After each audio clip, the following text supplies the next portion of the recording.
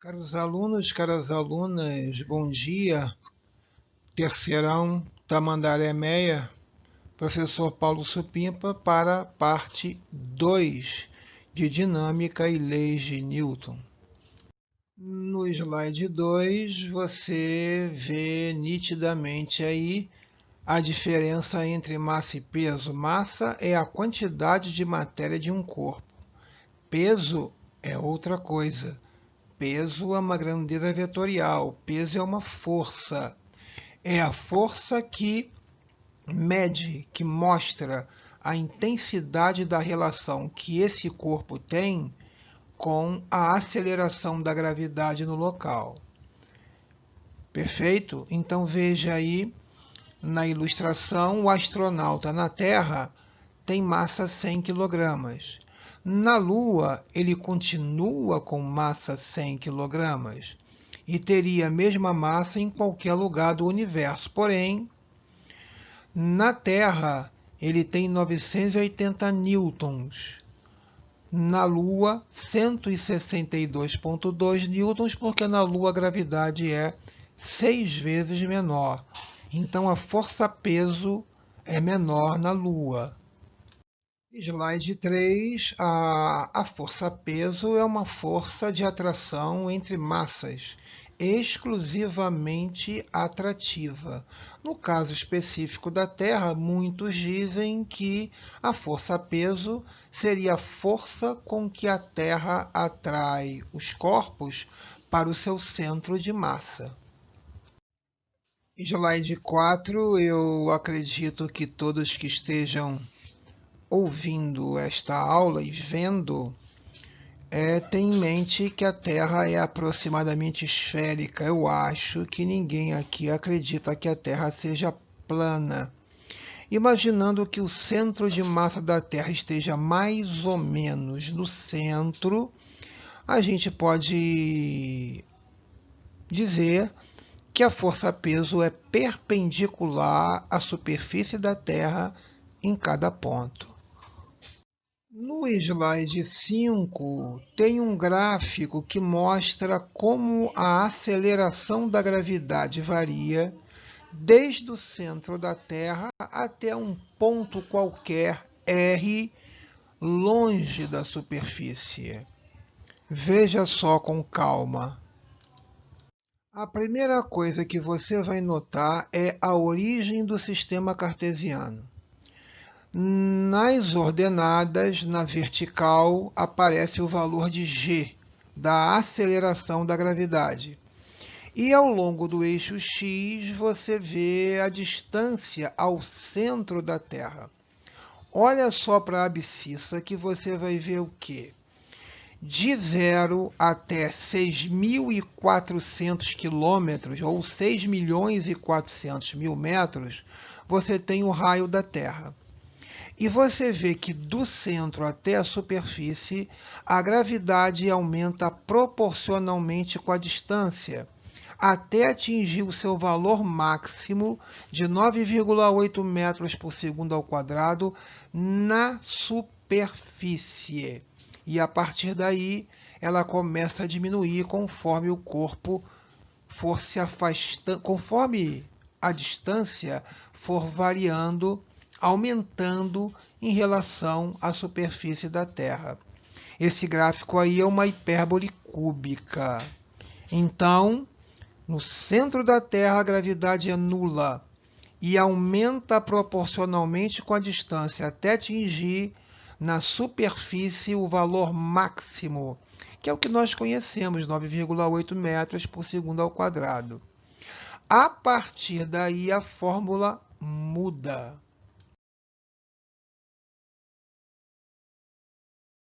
Então, veja que no centro da Terra a gravidade é zero, logo qualquer corpo no centro da Terra não teria peso.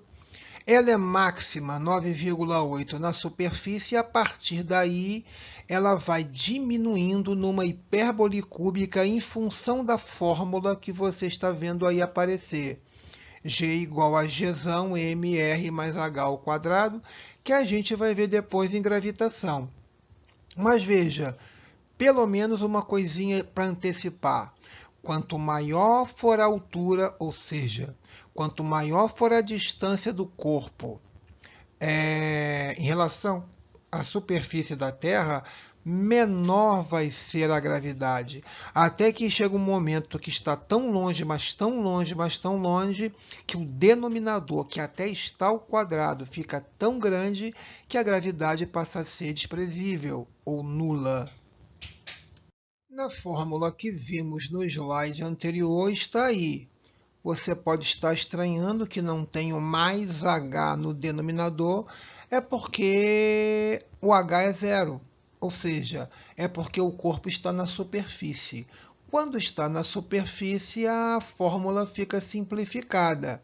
A gravidade na superfície de qualquer planeta é gzão m sobre o raio do planeta ao quadrado. Ou seja, o raio, no caso, é a distância que vai do seu centro de massa até a superfície.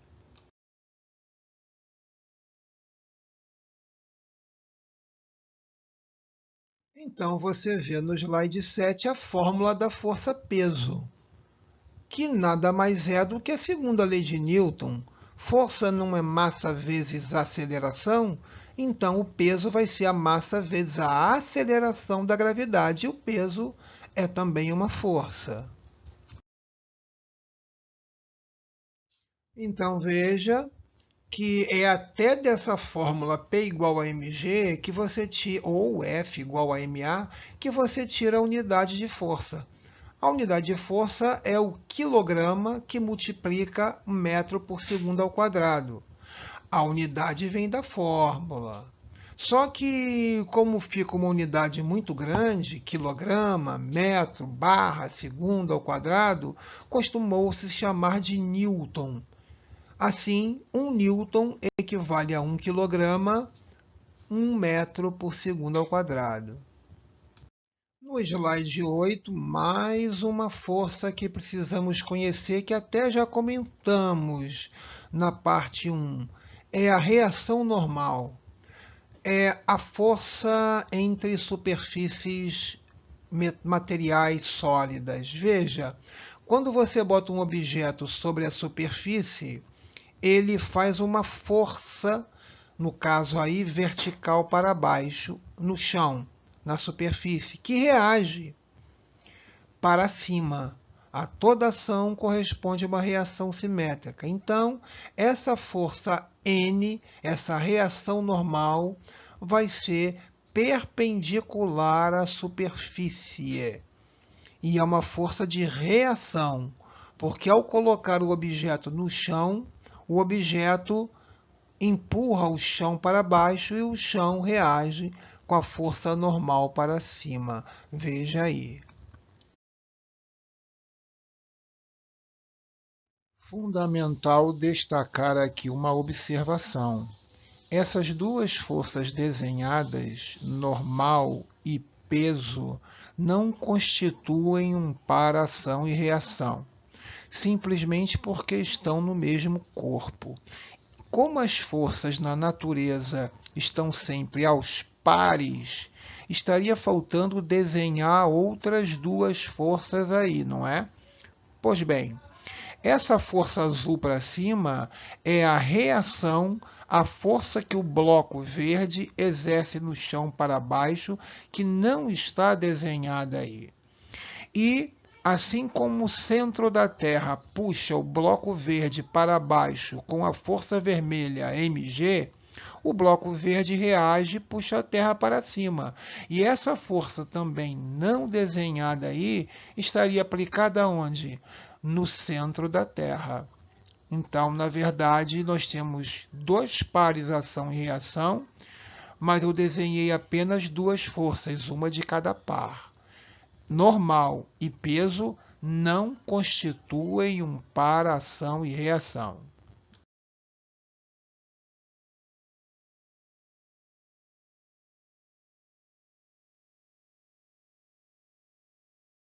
No slide 9, uma observação importante, não é?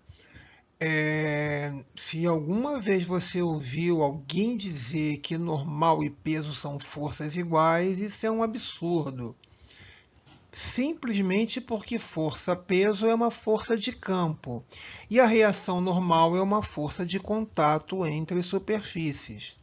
E se nós até considerarmos o caso de um livro sob a mesa, além disso, elas são simétricas no caso. A força-peso puxa para o centro da Terra, enquanto que a força normal para cima. Perfeito? Bem, no slide 10 nós temos aí o antigo problema da balança. A balança, ela normalmente mede massa, mas pode ser adaptada para medir peso se você multiplicar o valor da massa pela gravidade no local, normalmente 9,8. Perfeito, mas a questão não é essa. Então, a balança adaptada para medir peso, mesmo assim, não o fará. Porque uma balança não pode medir o peso da pessoa. O peso da pessoa atua na pessoa e não atua na balança. Então, o que a balança vai medir? A força que a pessoa exerce nela com os pés, que você está vendo aí. É a força F' à direita. E aí a balança reage com a força normal, F, à esquerda. O que a balança mede é justamente F', que é um par ação e reação com a força F. E se você disser, mas F é igual ao peso? Não, F não é igual ao peso. Poderia ter o mesmo valor aproximado se nós considerarmos que a balança esteja em repouso. Mas nem sempre é assim. Nesse caso, um outro problema vai entrar em questão, que é a rotação da Terra.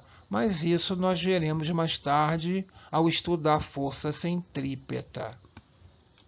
Veja, por exemplo, no slide 11, o caso de uma balança dentro de um elevador.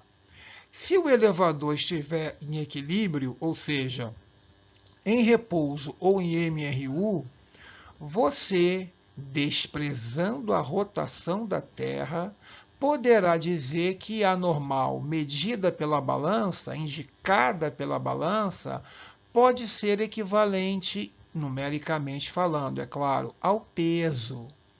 Mas seria necessário que o elevador, consequentemente a balança, estivesse em equilíbrio, estático ou cinético, e nós ainda teríamos que desprezar a rotação da Terra, o que até normalmente é feito em questões de prova.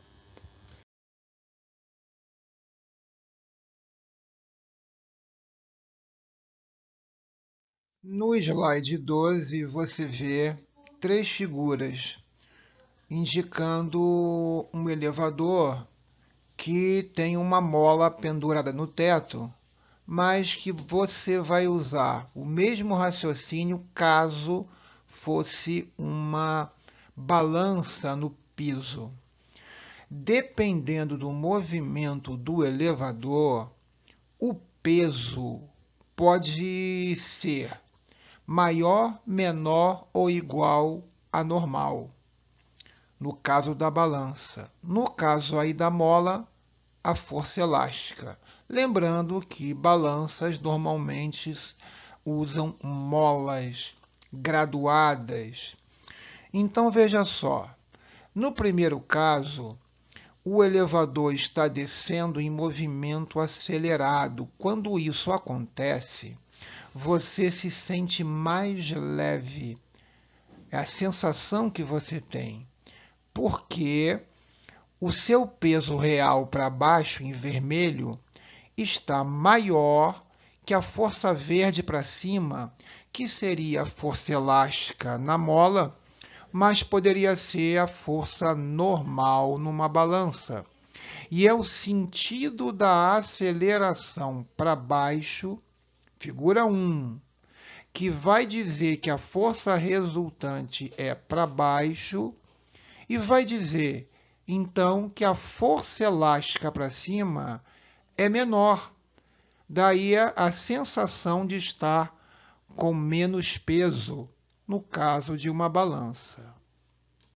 No caso da figura 2, o elevador está em MRU, ou repouso. Por que eu sei disso? Porque a aceleração é nula, a força resultante também é nula, então a força-peso real para baixo é igual à força elástica para cima, igual que eu falo, não, é ter o mesmo módulo. Se fosse uma balança, a normal para cima é o que aparece na balança. Nesse caso, teria o mesmo valor do peso. A balança marcaria o peso verdadeiro. Só se o elevador estiver em MRU ou parado. Procure se basear pelo sentido da aceleração. Finalmente, o terceiro exemplo. O elevador sobe em movimento acelerado. Se a aceleração está para cima, a força resultante também está. Isso indica que a força elástica está maior do que o peso. Se fosse uma balança, a normal estaria maior do que o peso e a balança estaria marcando um peso irreal, maior do que o verdadeiro, e você se sentiria mais pesado.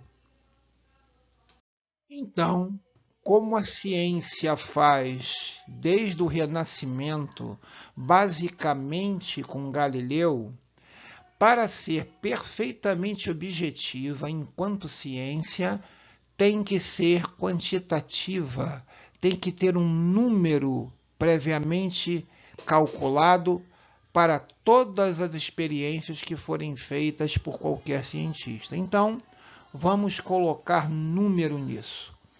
A menina aí da figura está em cima de uma balança, que está dentro de um elevador. Ela tem 70 quilogramas, logo o seu peso seria 700 newtons, né? Lembra? Peso é igual a mg. Peso é igual a mg.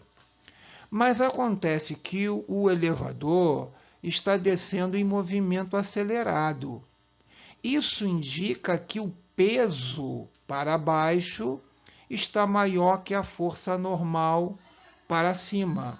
Não se esqueça que é a normal que a balança mede, que ela indica. Então você já sabe que a menina aí está se sentindo mais leve. Quando você for calcular o que a balança está marcando, tem que dar menos do peso real da menina. Então, pause agora a apresentação, usando a segunda lei de Newton e a força resultante, tente resolver essa questão.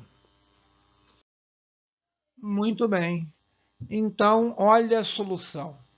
Pela segunda lei de Newton, força resultante é igual a massa vezes a aceleração. Qual é a massa da menina? 70 kg. Lá está. Qual é a aceleração? 2 metros por segundo ao quadrado. Veja aí, está na fórmula. E quanto vale a força resultante? A força resultante vai ser a diferença entre o peso e a normal. Vai ser peso menos n.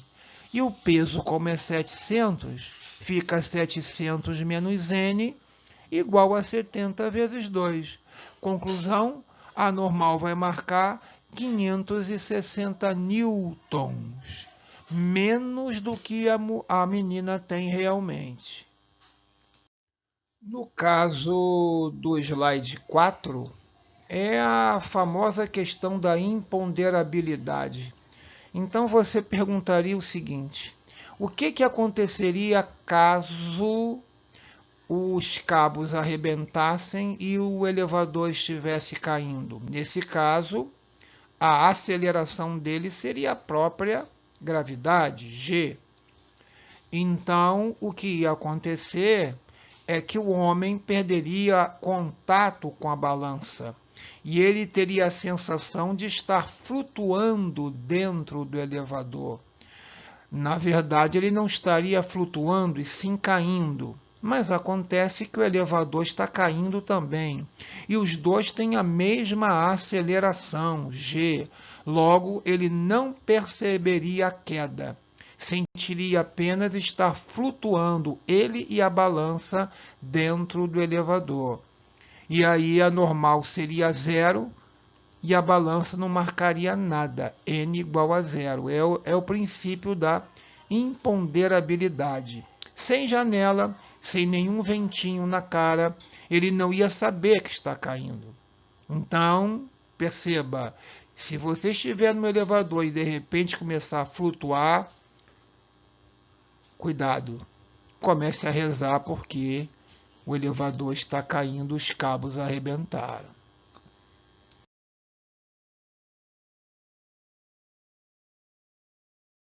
Então, para fechar, mais um reforço. Elevador com aceleração para cima, olha o exemplo A. Você se sente mais pesado, parece que engordou, porque a normal para cima é maior do que o seu peso real para baixo. Se o elevador desce em movimento acelerado, você se sente mais leve, porque a normal, indicada pela balança, fica menor que o seu peso real. E se arrebenta o cabo, você, o elevador e a balança caindo, você flutua dentro do elevador, perde contato com a balança e a normal vai ser nula. O slide 16 fala na força de atrito. Eu pediria que, para começar, você olhasse o desenho aí à esquerda, seguindo a sequência do 1 para o 4. Olha o que está acontecendo no 1. O homem tenta empurrar um bloco mais ou menos pesado. Ele aplica uma força vermelha para a direita, mas o bloco não sai do lugar. Qual é a explicação? Tem uma força de atrito entre o bloco e o chão que aponta para a esquerda e que vai justamente equilibrar a força vermelha. E o bloco fica em repouso, não sai do lugar. Então a conclusão que você tira é que a força de atrito se igualou à força que o homem exerceu no bloco para a direita. Na figura 2, o homem aumentou a força vermelha, a força que solicita o movimento. Ele quer realmente mover esse bloco, mas ainda não está conseguindo. A conclusão que você tem que tirar é que o atrito, a força verde para a esquerda, também aumentou e conseguiu igualar a força vermelha para a direita. Mas aí o homem, na figura 3, aumenta ainda mais a força vermelha que solicita o movimento. E aí a força de atrito também aumenta, mas agora tem uma pequena diferença. Veja o que está escrito ao lado. O bloco está na iminência de movimento, está quase. Então, o que o homem tem que fazer agora? Mais um pequeno esforço além, qualquer coisa, um 0,1 a mais, que o bloco entra em movimento. E depois que entra em movimento, não sei se você já reparou isso alguma vez em suas experiências, né, com a sua vida, você percebe que fica mais fácil.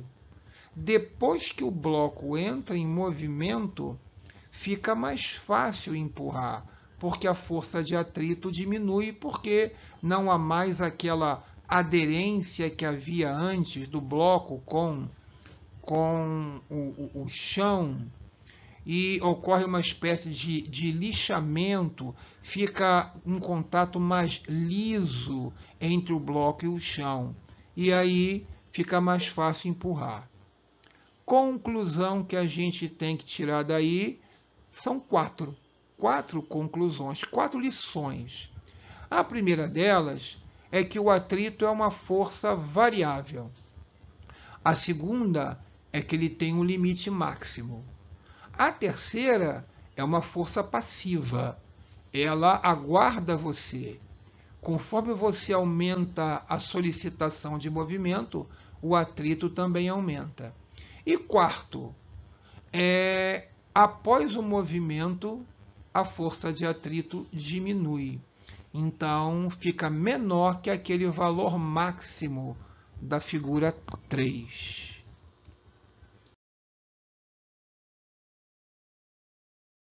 Então, finalizando, veja aí abaixo que a força de atrito estática é a maior força possível. É o limite máximo e vai ser maior que a força de atrito cinético, que é a força que atua depois que o bloco entra em movimento. Agora, olha só o exemplo do slide 17. Tem um bloco numa superfície áspera, o peso desse bloco é 450 newtons e você está a fim de movê-lo para a direita. Então você faz uma força para a direita, mas você quer saber antes que força você vai ter que fazer para mover esse bloco. O que foi dado, você está vendo na figura μd. μ significa coeficiente de atrito. D significa destaque. É para destacar o bloco da sua posição inicial. O valor, nesse caso aí, é 0,43. O coeficiente de atrito entre o bloco e a superfície é 0,43. E qual é a fórmula que você tem que usar aí? Você tem que previamente saber qual é a força máxima que o atrito, consegue chegar. A fórmula é fácil. É só multiplicar o coeficiente de atrito vezes a normal. E a normal, nesse caso, vai ter o mesmo valor do peso, porque o bloco está em repouso, em equilíbrio. Então, a força é a seguinte: força de atrito de destaque, ou força de atrito estático, ou força de atrito máxima, é μn. μn. Atrito, μn. Memorize, por favor, essa fórmula. Então, aí está. Você pegou a normal, que tem o mesmo valor do peso nesse caso, que é 450 newtons, multiplicou pelo coeficiente de atrito e achou 194 aproximadamente. Conclusão: se você quiser mover este bloco, vai ter que fazer uma força maior do que isso.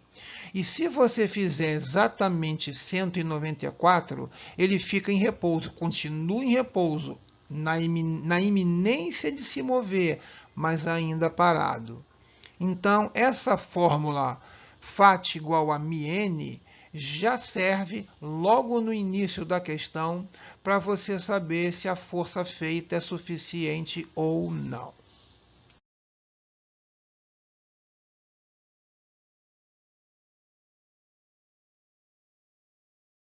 Então, aí está. Mas um lembrete aqui. Essa fórmula φ igual a μn serve para você calcular a força de atrito máxima, que pode não ser a que esteja desenhada aí, porque a força de atrito é variável. Ela vai do 0 até o valor de 194. Ela não passa disso. Mas se você fizer um valor maior que 194, esse bloco vai entrar em movimento e aí a força de atrito cai. Vai ser menos de 194 porque é o atrito cinético, é o atrito em movimento. Aí já é menor. E agora eu posso usar a fórmula? Pode.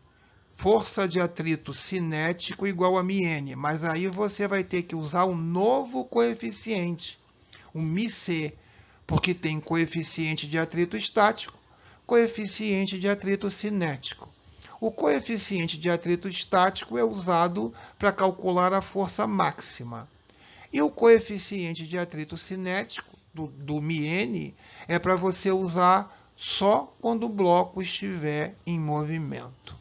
Tá bom? Aí, no slide 18, está o gráfico que representa a situação do desenho que nós já vimos. Então, olha só. Se o bloco está parado no chão ali e você não faz força alguma para movê-lo, chão horizontal, então o que vai acontecer é que a força de atrito não se manifesta. Ela é uma força passiva. Mas a partir do momento que você começa a fazer uma força e aumentar essa força para mover o bloco, o atrito também aumenta até quando? Até onde? Até a força de atrito máxima, lá em cima, no topo do gráfico. E quando eu superar um pouquinho esta força, aí bruscamente a força de atrito cai para o valor cinético, mas aí é quando o bloco já está em movimento. E aí essa força de atrito cinética, ela fica constante. É por isso que você vê uma reta paralela ao eixo horizontal. E aí, no slide 19, o outro desenho, mostrando quase que a mesma coisa, você vê uma pequena diferença só naquela curvinha que tem ali.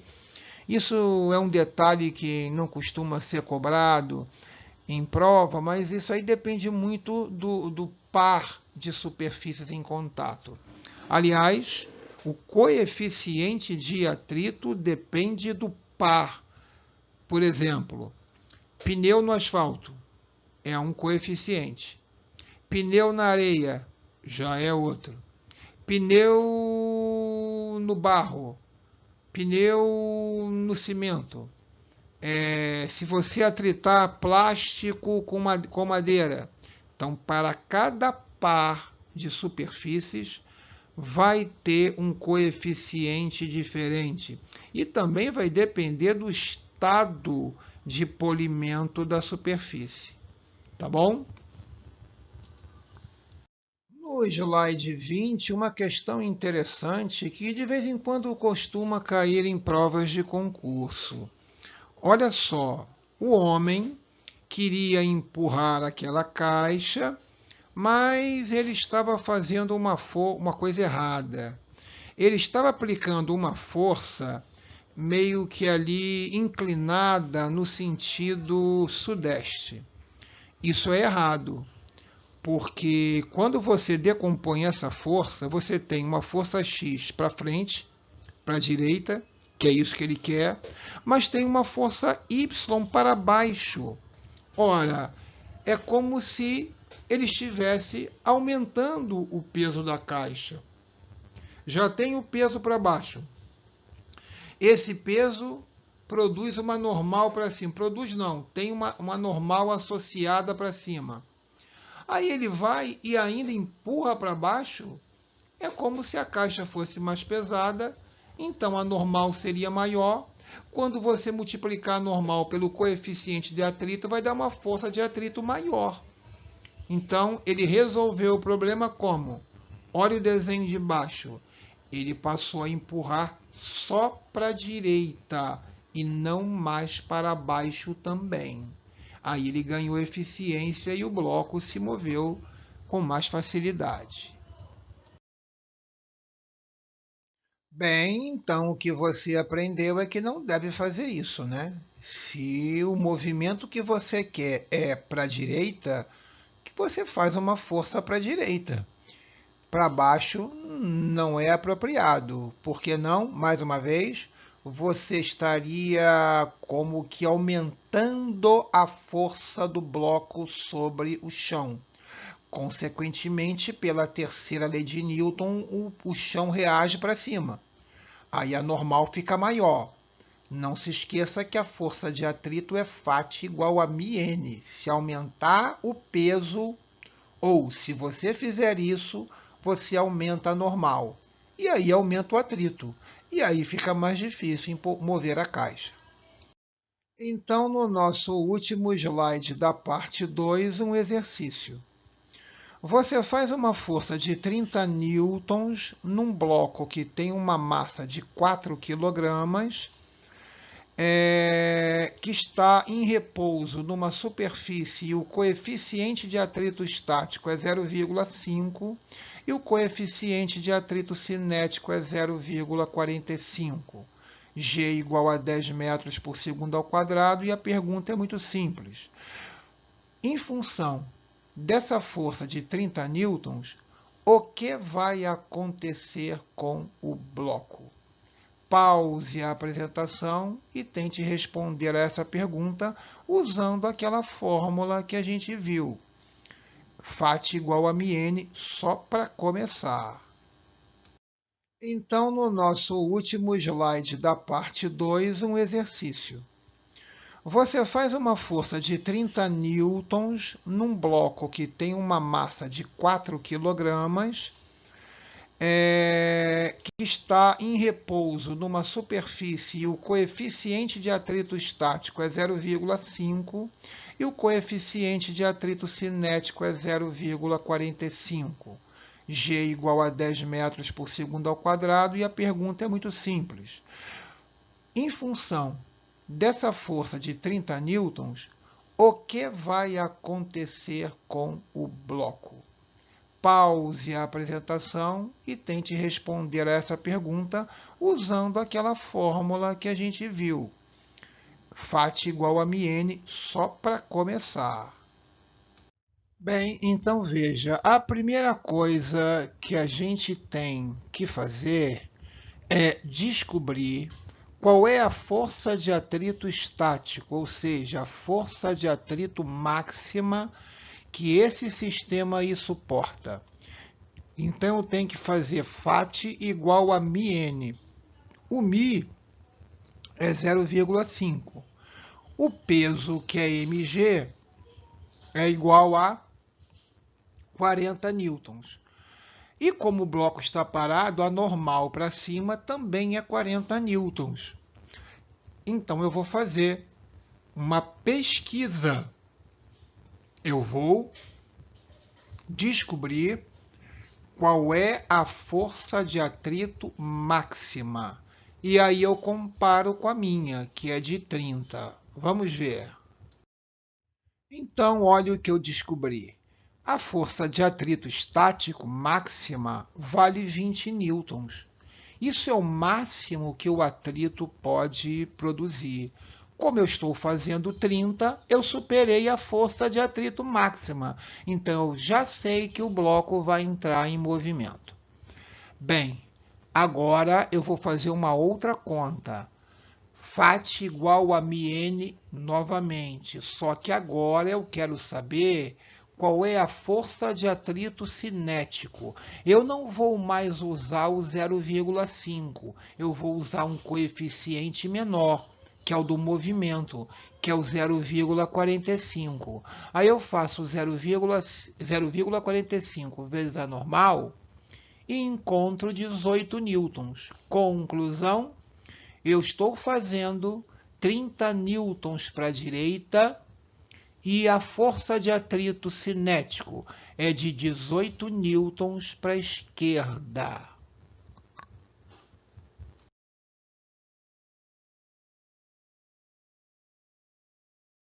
Bem, então, já que eu tenho 30 newtons para a direita e um atrito para a esquerda de 18, qual é a força resultante? 12 newtons. É com esses 12 newtons que eu tenho que realizar a minha operação final. Veja lá, força resultante é a força que eu estou fazendo menos o atrito cinético. Força resultante é m vezes a, segundo a lei de Newton. A massa vale 4, o a eu não sei, a aceleração.